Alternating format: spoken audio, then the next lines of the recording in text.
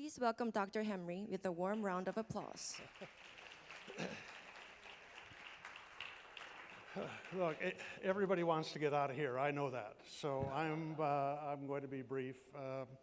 And I do want to say thank you. I think this has been a splendid conference. And Chairman Chang and President Choi, I think you guys have done a fabulous job. And the whole Asan staff has just been remarkable. Gosh, it's been terrific.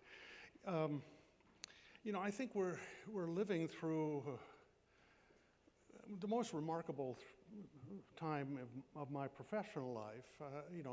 COVID demonstrated pretty significantly how weak our international institutions are.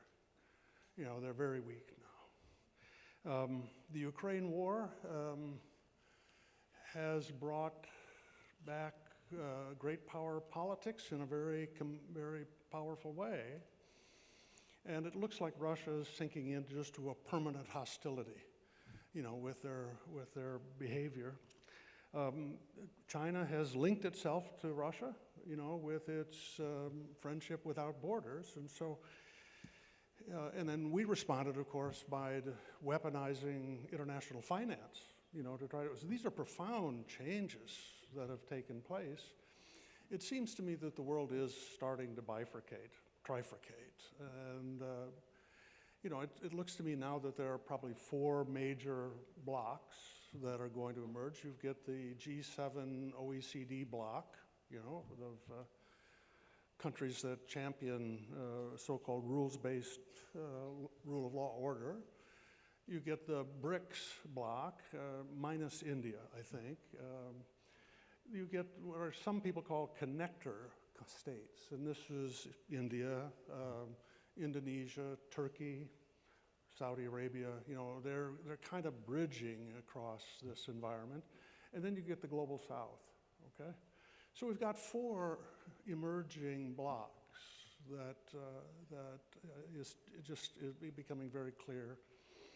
It's only the G7 OECD bloc that really is championing rule of law international order system, And so this brings me to the point that, the topic of this conference is the future of Asia, prosperity and security. So I come to my point.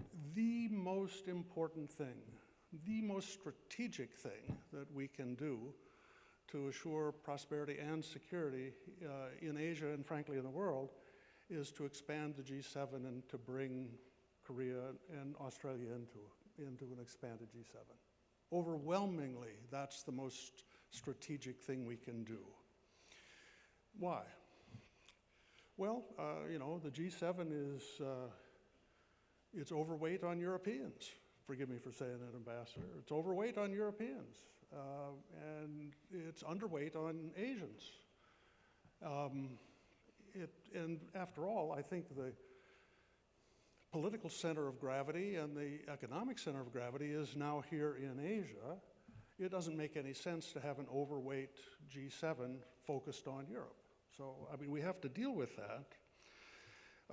And I think it's, the future is going to be a competition around economics and technology. Golly, it makes no sense to have a G7 that doesn't have Korea on it, okay?